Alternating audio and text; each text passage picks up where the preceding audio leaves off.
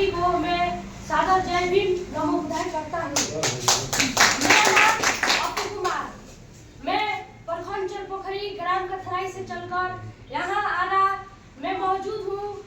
आज 15 जनवरी को हमारे बहन कुमारी मायावती जी का जन्म है। इन्हीं के जन्म पर मैं यहाँ कुछ सीखने और सिखाने आया हूँ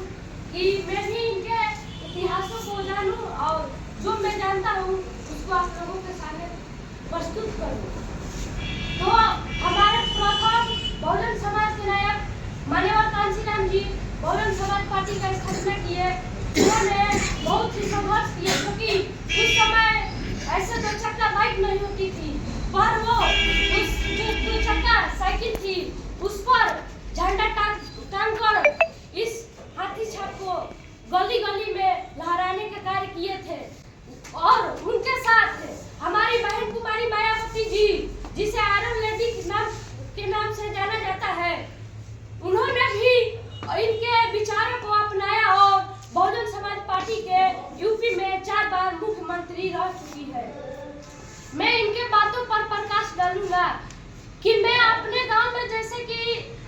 मेरे से बड़े हो, मेरे जैसे छोटे भाई बंधु बहनों को मैं एक ग्रुप बनाकर